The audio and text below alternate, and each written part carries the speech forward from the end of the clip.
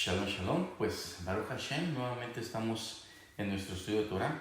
Ahora nos corresponde la porción 34 y empezamos un nuevo libro, el libro de Bamidbar, que significa en el desierto.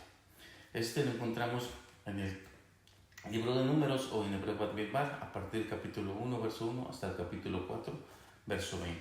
Nuestra Haftarah con el profeta Oseas, capítulo 2, verso 1 al 22. Y en el Brit Hadashah lo encontramos en Romanos 9, 22 al 33, Lucas 24, 50, 51 y Hechos 1, del 9 al 11.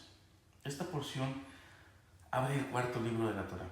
Se centra en la organización, el orden y la identidad del pueblo de Israel, mientras se prepara para marchar desde el Sinaí hacia la tierra prometida. Hashem ordena a Moshe realizar un censo de todos los hombres mayores de 20 años, aptos para la guerra, sin contar a los levitas. El censo se hace por sus familias y sus casas paternas. No es solo contar número, sino asignar un valor individual a cada persona a la misión colectiva. Israel no viaja como una multitud caótica, sino como un ejército organizado alrededor de la presencia divina. El tabernáculo Mishkan ocupa el corazón del campamento. Las 12 tribus se agrupan de 3 en 3 en los 4 costados.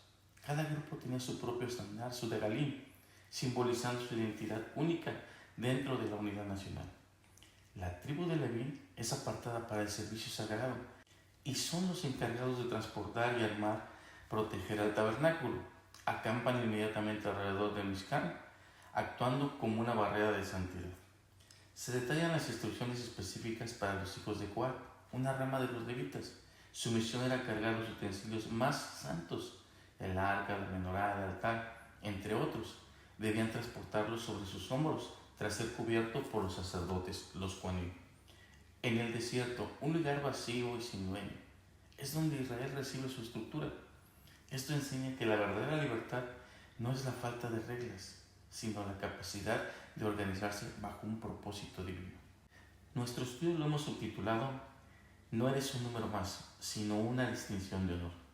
Nuestro estudio comienza diciendo: habló el Eterno a Moshe en el desierto del Sinai, en la tienda de reunión, en el día primero del segundo mes, en el segundo año de su salida de la tierra de Egipto, diciendo: hagan el censo de toda la congregación de los hijos de Israel, por sus familias, según sus casas paternas, por el número de sus nombres, todo varón por su cabeza.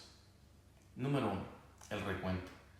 Desde la perspectiva hebrea y las enseñanzas rabínicas debemos entender que Hashem no contaba personas como quien cuenta objetos, sino como quien cuenta algo valioso.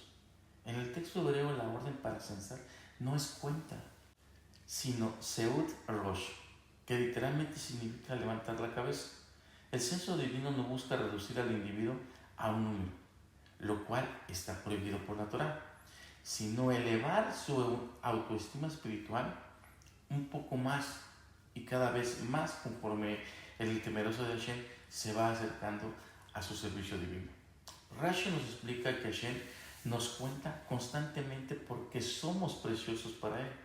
Al ser contados, cada temeroso de Hashem toma conciencia de que el universo entero y el plan divino estaría incompleto sin su presencia. El censo se realizaba de una forma que cada persona entregaba un medio shekel, mehatzim a shekel. Nadie es una unidad completa por sí solo. El censo enseña que para ser contado como parte de algo sagrado, primero debemos reconocer nuestra propia limitación y nuestra necesidad de la otra persona. El número total fueron 603.550. Esa es la suma de identidad única en el servicio al Eterno. No perdemos nuestra personalidad, la ponemos al servicio del cuerpo mayor. A la luz de la Torá, el desierto es el lugar de las klipot, de las cáscaras espirituales y el desorden. Ordenar y contar algo es darle límites, darle estructura. Al censar al pueblo en el desierto, Moshe estaba proyectando una orden divina sobre el caos del mundo material. Cada número representa una de las raíces de las almas de Israel. El censo es el proceso de poner cada alma en su lugar correspondiente, su tribu y su bandera, para que la presencia divina pueda fluir sin obstrucción. Un censo humano mide el poder de un líder. El censo de la Torá Mide la responsabilidad del individuo. No somos contados para saber cuántos hay, sino para saber que nosotros contamos realmente. Es por eso que el Eterno establece una condición clara para evitar una catástrofe. Shemot 30:12 nos dice: cuando tomes el número de los hijos de Israel según su cuenta, dará a cada uno rescate por su vida al Eterno. Cuando se les cense, así no habrá en ellos mortandad al censarlos. No se cuentan personas, se cuenta la moneda, mejatida shekel, el medio shekel, que cada uno entrega. Al contar objetos en lugar de seres humanos, se evita el ojo humano, el ayinará, y se recuerda que el valor del hombre es infinito y no puede ser reducido a una sola cifra. En el libro de Segunda de Samuel se relata que el rey David realizó un censo directo al pueblo sin usar el medio shekel. A pesar de las advertencias de su general Joab, David procedió. La consecuencia, una peste azotó a Israel, resultando en la muerte de 70,000 personas. Aprendemos una gran lección. Un líder con buenas intenciones puede atraer un mal juicio ignorando las instrucciones de no cuantificar la vida humana directamente. Como lo mencionamos anteriormente, contar directamente a las personas atrae el juicio, que en hebreo es din, por las siguientes razones. El Talmud enseña que la bendición divina solo reside en lo que está oculto a la vista. Al contar, pones un límite a lo que el Eterno quiere que sea infinito. Cuando una persona es parte de una multitud, goza de la protección del mérito colectivo. Al ser contado individualmente uno, dos o tres, queda solo frente al escrutinio divino. Y si sus méritos personales no son suficientes, queda vulnerable. Contar personas como si fuera ganado es un acto de soberbia que ignora que cada alma es un mundo entero. Hasta hoy, en muchas comunidades judías, para contar a las personas se suele recitar un verso de 10 palabras o que tenga 10 versículos, como el Salmo 28:9. En el término hebreo Seud HaRosh, levantar la cabeza, sugiere que el censo busca despertar la conciencia. En el desierto de la vida es fácil sentirse pequeñitos o insignificantes. Hashem nos dice que cada individuo tiene una estatura espiritual. Ser contado significa que nuestra existencia es necesaria para que el plan divino se complete. Si faltara uno solo de nosotros, el número total se alteraría. El censo combina dos conceptos que parecen contrarios: el número y la persona.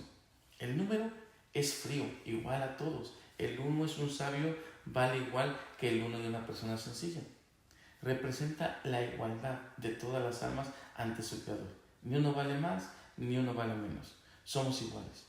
El nombre representa la individualidad, al talento único y a la esencia de cada uno. El censo nos enseña que debemos ser humildes para ser uno más del pueblo, pero lo suficiente valiente para saber que nuestro nombre y nuestra misión es única e irreemplazable. El censo solo contaba a los hombres capaces de salir a la guerra. Espiritualmente, esto se refiere a la lucha contra la propia inclinación del mal, al Yetzer Hará. Ser contado en el ejército de Elohim significa que hemos alcanzado una madurez espiritual donde ya no somos solo un receptor de bendición, sino un defensor de la santidad del mundo. El desierto es el lugar del aislamiento. Al ser contado según sus familias y sus casas paternas, el individuo es conectado con su raíz. Nadie está solo en el servicio al Eterno. El censo nos inserta en una cadena generacional. Nuestra fuerza espiritual proviene de saber quiénes fueron nuestros padres y qué legado estamos construyendo para nuestros hijos. A la luz de la Torá, la luz infinita, en hebreo Or Ein Shor, necesita una vasija para manifestarse. El censo es esa vasija. Sin esta, la luz se dispersa y se pierde. El censo nos organiza a todo el pueblo para que la presencia divina, la Shekinah, tenga un lugar estructurado en donde reposar. Aprendemos que ser contados en Bar Midbar es la respuesta de Shem al vacío del desierto. Él nos dice: te veo, te conozco por tu nombre y tienes un lugar específico en mi campamento.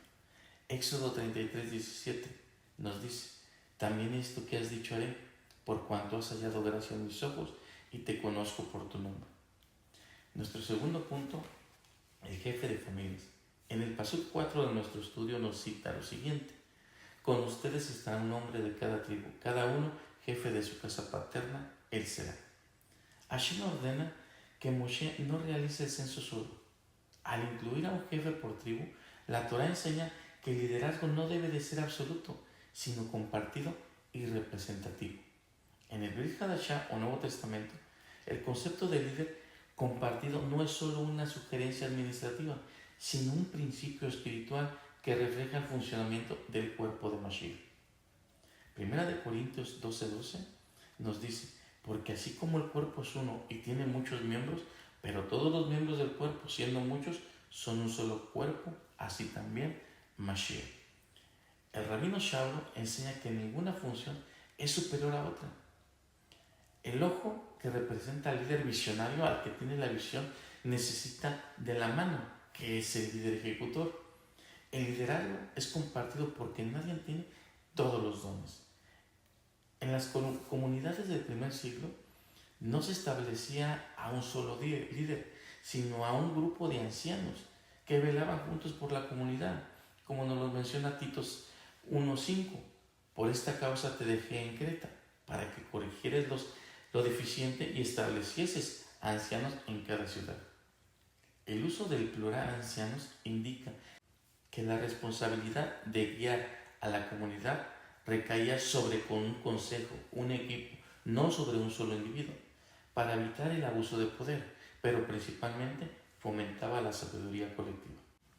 Como nos lo menciona Proverbios 11:14, sin estrategias cae un pueblo, mientras que la salvación es con numerosos consejeros. También Proverbios 15:22, se anulan los pensamientos por no haber consejo, mientras que con muchos consejeros se cumplirá el pensamiento. Moshe era el profeta más grande, pero Hashem le ordenó rodearse de los jefes de las tribus, como nos lo menciona en nuestro estudio, pero más tarde de los 70 ancianos. Esto demuestra que incluso el líder más conectado con el divino necesita una estructura de consejeros. En Hechos 15, los apóstoles no decidieron solos, buscaron la multitud de consejeros para que la decisión tuviera el respaldo de Ruach HaKodesh y de la comunidad. La multitud de consejeros no es solo para evitar errores, sino para neutralizar el ego. Cuando un líder escucha a otros, reconoce que no posee toda la verdad ni toda la sabiduría, a lo cual es la base de la Jotma, que es el conocimiento absoluto. El liderazgo compartido se manifiesta a través de diferentes funciones que trabajan hacia una misma meta. Efesios 4:11 nos dice: y él mismo construyó a unos apóstoles, a otros profetas, a otros evangelistas, a otros pastores y maestros. Vemos que es una lista de 5 roles distintos. El propósito de este liderazgo compartido es perfeccionar al temeroso de Hashem para la obra del ministerio. La meta es que toda la comunidad crezca, no que el líder brille solo, como nos lo hace saber Hechos 15:22. Entonces pareció bien a los apóstoles y a los ancianos, con toda la iglesia, enviar de entre ellos varones escogidos a Antioquía con Shaul y Bernabé, a Judas, que se llamaba Barsabás, y a Silas, varones reconocidos entre los hermanos. La decisión no fue de un solo líder, fue un consenso entre todos los líderes. Esto refleja que el Ruach HaKodesh guía a través de la consulta y el acuerdo mutuo. El liderazgo compartido requiere una actitud de humildad constantemente.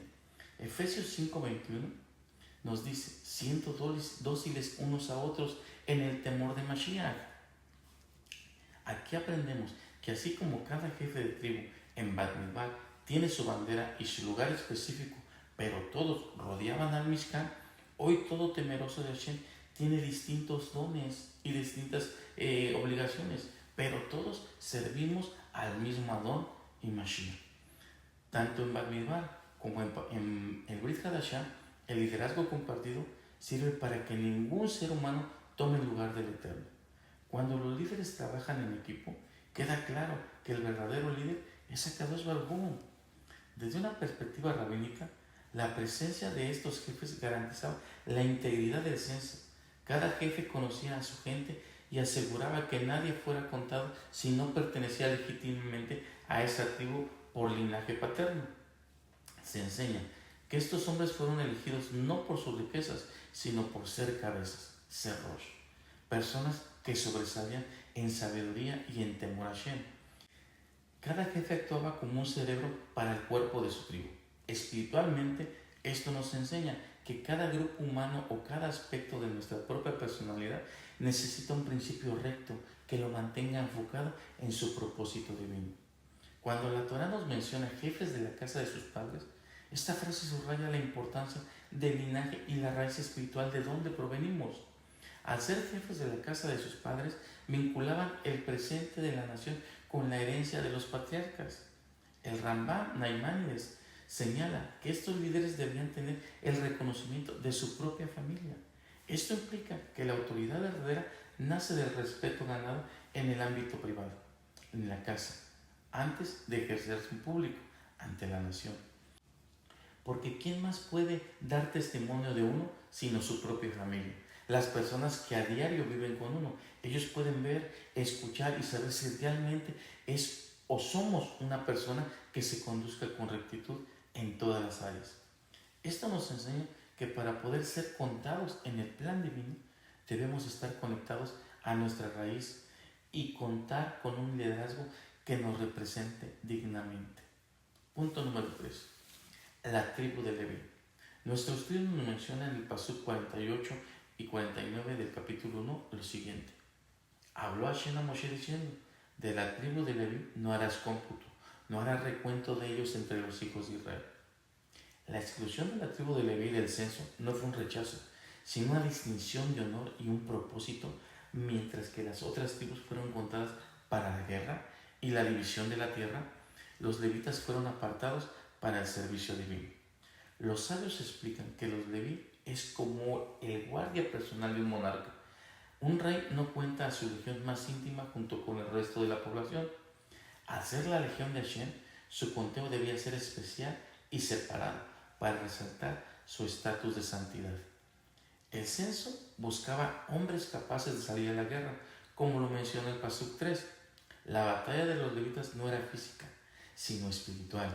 Su labor era proteger al tabernáculo, al Mishkan, y asegurar que la presencia del Eterno permaneciera dentro del campamento. Al no participar en la conquista militar, no recibieron una porción física de tierra. ¿Por qué? Porque Hashem es su heredad. A la luz de la Torah existe una explicación protectora sobre esta exclusión, ya que Hashem sabía que la generación del censo moriría en el desierto tras cometer transgresiones. Como la tribu de Leví no participó en el pecado del becerro de oro ni en la rebelión de los espías, Hashem los contó por separados para que el decreto de muerte no los incluyera. Originalmente, el servicio en el tabernáculo correspondía a los primogénitos de cada familia. Debido al pecado del becerro de oro, los primogénitos perdieron ese privilegio y fue transferido a los levitas, quienes se mantuvieron fieles ante su compromiso al servicio del Eterno. Como lo comentamos, la fidelidad de la tribu de Leví es uno de los temas más espirituales de la Torah, ya que su elección no fue al azar, sino el resultado de su lealtad en momentos de crisis para el pueblo de Hashem. Cuando todo el pueblo cayó en la idolatría, los hijos de Leví se mantuvieron firmes junto a Hashem y a Moshe, como nos lo menciona Éxodo 32:26. Se puso Moshe a la puerta del campamento y dijo, ¿quién está por el Señor a mí? Y se juntaron con él todos los hijos de Leví. Esta fue la prueba de fuego mientras las otras tribus fallaron. Leví eligió la lealtad a la alianza por encima de los lazos familiares. Antes de morir, Moshe bendijo a las tribus y destaca la integridad moral de Leví, mencionando que prefirieron la palabra del Eterno sobre su propia conveniencia. Los menciona Deuteronomio 33:9, quien dijo, de su padre y de su madre nunca los he visto, y no reconoció a su hermano, ni a su hijo conoció, pues ellos guardaron tu palabra y cumplieron tu pacto. El texto exalta que fueron capaces de ser jueces justos e imparciales, manteniendo la santidad del pacto, incluso cuando sus propios parientes fueron los transgresores o eran los que fallaban. Malaquías 2:5-6 nos dice, mi pacto fue con él de vida y de paz, se las di para que tenga temor, y me temió, y delante de mi nombre tuvo miedo. La ley verdadera había en su boca, e iniquidad no se encontraba en los labios. Con paz y rectitud se encaminó delante de mí, y muchos hizo retornar del pecado. Esta lealtad histórica explica que en el libro de Badrián son los únicos autorizados para transportar y proteger el tabernáculo, formando un muro de contención espiritual alrededor de la presencia divina. Por esta razón, cuando finalmente son contados en el capítulo 3, se hace desde el mes de nacido, reconociendo que su santidad es desde el inicio de la vida. A diferencia del censo militar que empezaba a los 20 años, Leví fue excluido del conteo de la fuerza humana para ser incluido en el conteo del servicio divino. Representan la parte de nuestra vida que no busca conquistas materiales, sino la conexión espiritual constantemente. En este shur se observa que la tribu de Leví registró el número más bajo de integrantes en comparación con las otras 12 tribus censadas. El censo general de las 12 tribus solo contaba a hombres mayores de 20 años, aptos para la guerra. En cambio, el censo de los levitas incluyó a todos los varones desde un mes de edad en adelante. Los levitas sumaron apenas 22,000 personas. La tribu más pequeña del censo militar fue la tribu de Manasés, que sumó 32,200 hombres, y eso sin contar a los niños ni a los ancianos. Mientras que el promedio por tribu en el censo militar era de 50,000 hombres, la población total de varones levitas, incluyendo bebés, ni siquiera alcanzaba la mitad de ese promedio. Los sabios nos explican que esta minoría se debe a que la tribu de Leví no estuvo sujeta a la esclavitud opresiva en Egipto. Y puesto que la Torá describe que los israelitas se multiplicaban milagrosamente bajo la opresión, los levitas crecieron a un ritmo natural y menor. El Midrash Tanhumás afirma que la tribu de Leví nunca estuvo sometida a trabajos forzados. Según esta tradición, cuando el faraón comenzó la esclavitud de forma voluntaria pidiendo ayuda para la construcción, los levitas fueron los únicos que no cayeron en la trampa y se quedaron estudiando, por lo que el faraón no pudo imponerles las cargas posteriormente. Rashi deduce todo esto del texto de Éxodo 5:4, donde el faraón le dice a Moshe y Aarón: ¿por qué haces cesar al pueblo su trabajo? Id a vuestras tareas. El razonamiento es que si Moshe y Aarón, ambos levitas, hubieran sido esclavos, no habrían podido presentarse ante el faraón libremente, ni él los hubiera enviado a sus propias tareas, en lugar de mandarlos a los trabajos a las canteras. Nachmanides el Rambán explica que era una costumbre antigua en Egipto que la clase sacerdotal y los sabios estuvieran exentos de impuestos y de trabajos forzados. Dado que los levitas mantenían la tradición y el estudio de sus antepasados, los egipcios los respetaron como la casa intelectual y espiritual del pueblo hebreo, permitiéndoles libertad total. Este hecho ayuda a entender por qué, al llegar el censo que nos menciona este shur, la tribu de Leví no experimentó el crecimiento poblacional milagroso que tuvieron las otras tribus bajo la opresión egipcia, como nos lo dice Shemot o Éxodo 1:12. Pero cuanto más los oprimían, tanto más se multiplicaban y crecían, de modo que los egipcios estaban escarmentados de los hijos de Israel. Como los levitas no estaban bajo esa opresión, debido a su estatus de maestros y de estudiosos de Torah, no necesitaron ese milagro de multiplicación acelerada, lo que explica por qué terminaron siendo la tribu menos numerosa en el desierto, siendo un pequeño remanente al servicio de Hashem. En Romanos, el rabino Shaulo hace una analogía con la época del profeta Elías para explicar que aunque parezca que la mayoría se desvía, no es así. Hashem siempre preserva a un grupo. Romanos 11:5 nos dice: así también, aún en este tiempo, ha quedado un remanente escogido por gracia. Así como los levitas fueron el remanente que no se dobló ante el lucero de oro, Pablo argumenta que en cada generación existe un grupo que permanece fiel, no por su número, sino por la elección divina. Otra referencia muy poderosa que refuerza la idea de que un grupo pequeño pero verdadero es Lucas 12:32, donde Yeshua dice: no temáis, manada pequeña, porque vuestro Padre le ha placido darles el reino. La conexión es profunda. El remanente fiel no se guarda la verdad para sí mismo, sino que tiene la misión de preservar y transmitir la instrucción divina al resto de la población. El rol de levitas no era solo sacrificar animales, sino enseñar, como lo vemos en Malaquías 2:7. Se define su misión porque los sabios del Cohen cuidarán conocimiento, y la ley buscará de su boca, pues un ángel del Eterno de los ejércitos es él. Y primera de Pedro 2:9 nos dice: pero vosotros sois linaje escogido, sacerdocio real, nación santa, pueblo por posesión, para que proclames las proezas que los ha llamado de las tinieblas a la luz. Al igual que los levitas, el que merece Hashem es llamado a hacer una distinción de honor en medio de una generación que ha olvidado el camino de la Torah. Un remanente para Hashem no puede caer en la ignorancia. Debe de estudiar Torah al tiempo que debe de ser exhortado con el mismo estudio y renovar la mente, como nos lo hace saber en el libro de Romanos, capítulo 12:2. Y no os adaptéis a este mundo, sino sed transfigurados para la renovación de la mente, para que disciernas cuál es la buena, agradable y perfecta voluntad de Hashem. Los levitas eran pocos, el censo más bajo, eran fieles y eran maestros, los sabios que guardaban la sabiduría de la Torah.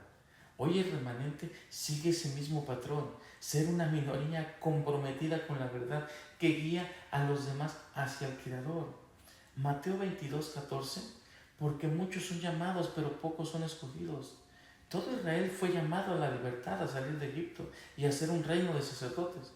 Pero solo la tribu de Leví respondió con fidelidad total en el momento de las pruebas. Así como en la parábola de Yeshua, los escogidos son aquellos que están preparados y alineados con la voluntad del rey, los levitas fueron escogidos para el servicio del tabernáculo, por su disposición de corazón, no por ser un número más.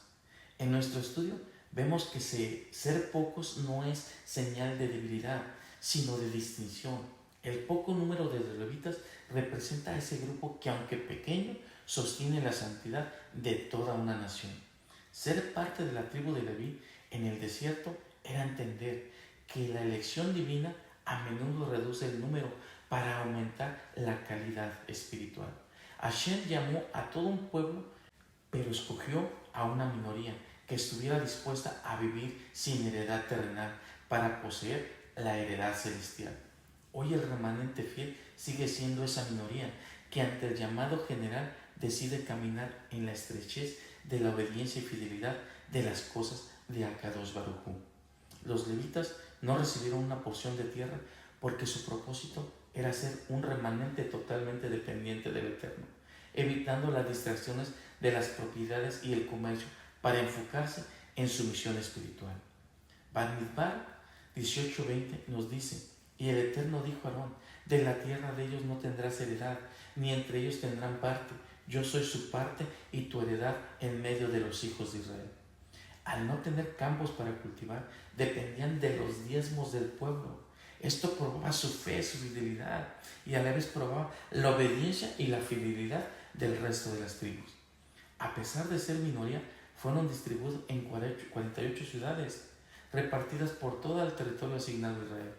En lugar de concentrarse en una sola provincia, el remanente fiel estaba presente en cada rincón de Israel para enseñar Torah. El libro de Hebreos nos lo confirma en el capítulo 13-14. Porque no tenemos aquí ciudad permanente, sino que buscamos la porvenir. Los levitas eran extranjeros y peregrinos en su propia tierra, recordándoles que su verdadera riqueza era la presencia divina. Al no poseer bienes raíces, el levita se convertía en el estandarte del remanente verdadero, aquel que posee a Hashem y por lo tanto lo posee todo. En el censo del desierto, la lógica humana dictaba que la tribu más numerosa sería la más influyente. Sin embargo, la historia de los levitas nos enseña una verdad espiritual opuesta. El Eterno no busca multitudes, sino adoradores en espíritu y en verdad. Juan 4:23. Mas la hora viene, y ahora es, cuando los verdaderos adoradores adoran al Padre en espíritu y en verdad, porque también el Padre tales adoradores busca que le adoren. Hoy los verdaderos adoradores son aquellos que, sin importar el lugar físico o la cantidad, apartan su corazón para una relación directa y sincera con Hashem, mediante el Ruach HaKodesh. La minoría levita nos enseña que el valor del adorador no reside en su número o posesiones, sino en su disponibilidad y fidelidad al servicio de Kadosh Baruj Hu. Los levitas fueron los menos, pero los primeros en el servicio, y fueron quienes no doblaron su rodilla ante la idolatría, demostrando que un pequeño grupo de personas temerosas de Hashem tienen más peso espiritual que una mayoría descarriada. Al final de los tiempos, la Escritura nos asegura que este patrón se va a repetir. Aunque el mundo parezca avanzar en una dirección contraria a la Torah, el remanente escogido por gracia que nos menciona Romanos 11:5 prevalece, no por su fuerza, no por su economía o su estatus social, sino porque guarda la verdad y estudia Torah. Un temeroso Hashem debe tener los labios de levita para mantener la instrucción pura en tiempos de confusión. Así como los levitas no fueron esclavizados por el sistema de Egipto, el remanente fiel no se deja moldear ni esclavizar por el sistema de este mundo. Al igual que los levitas terminaron ministrando en la presencia misma de la gloria divina, el remanente fiel que teme a Hashem será quien esté en pie al final, recordándonos que en el reino del Eterno, ser poco en él es ser una mayoría invencible. Nuestro cuarto y último tema, el Haftarah. Mientras que la Parashá Bamidbar comienza contando a los hijos de Israel por sus nombres y tribus, la Haftarah eleva este conteo a una dimensión eterna. Y será el número de los hijos de Israel como la arena del mar, que no se puede medir ni contar. Hashem no solo nos cuenta como cifra en un ejército, sino que nos valora como una multitud incontable unida por su amor. Oseas 2:14 nos dice: pero he aquí que yo lo atraeré y lo llevaré al desierto, y hablaré a su corazón. Ahora, nuestro shur nos muestra que el desierto no es un castigo, sino el escenario que Hashem elige para eliminar las distracciones del mundo y hablarnos a solas, en intimidad.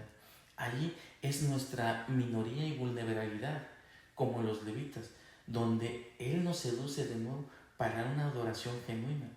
Nuestra Haftarah al final nos cita un texto que todo varón dice al colocarse los tefilines: y te desposaré conmigo para siempre, te desposaré conmigo en justicia, juicio y benignidad y misericordia, y te desposaré conmigo en fidelidad, y conocerás a Hashem. Adorar en espíritu y en verdad es la respuesta del alma que ha sido llevada al desierto por Hashem. Ha reconocido su provisión y ha decidido caminar en una fidelidad eterna, tal como un levita que no tiene más herencia que la presencia divina. Esto es lo que nos enseña nuestro shur, que todo aquel remanente que persevera hasta el final con lealtad, integridad, sin ir a la izquierda o a la derecha, sino solo en los caminos de Hashem, será digno de una distinción de honor para el Eterno en todo momento y en todo lugar, aunque sea una minoría. Baruch Hashem. Vamos a cerrar con una oración. Padre de misericordia, Elohim de Abraham, de Isaac y de Jacob, Creador de toda la vida y quien guía nuestros pasos en el desierto. Al cerrar este estudio de la porción Bamidbar, elevamos nuestro corazón con profunda gratitud para la claridad de tu Torah. Te agradecemos porque nos revelas que no somos un número más en la inmensidad del mundo, ni formamos parte de una estadística humana. Gracias porque al ordenarnos levantar la cabeza, nos devuelves la dignidad, el propósito y el valor que el mundo a menudo quiere quitarnos. Nos recuerdas que nos conoces por nuestro nombre, por nuestro linaje y por nuestras acciones en la vida. Te pedimos que siembres en nosotros un temor reverente y puro hacia ti. Que este temor a tu presencia no nos empequeñezca, sino que nos otorgue la distinción de honor de ser llamados tus servidores. Tal como apartaste al remanente de los levitas para custodiar lo sagrado, permítenos ser guardianes de tu Torah y ser luz primeramente en nuestros propios hogares. Que tus promesas se cumplan en nuestras vidas. Que en cada lugar donde el desierto del mundo intente llamarnos insignificantes, tu voz nos recuerde que somos hijos del Elohim vivo. Inscribe nuestra identidad en tu libro de memoria eterna. Danos la fuerza para marchar bajo tu degalín al tiempo de mantenernos firmes en el campamento de la fe y vivir no como una cifra más, sino como almas distinguidas por tu amor y por tu gracia. Amén y amén. Baruch Hashem, que el Eterno bendiga sus vidas, esperando que este Shur haya sido un maná caído del cielo para cada uno de ustedes. Nos vemos en el próximo estudio. Shabbat Shalom.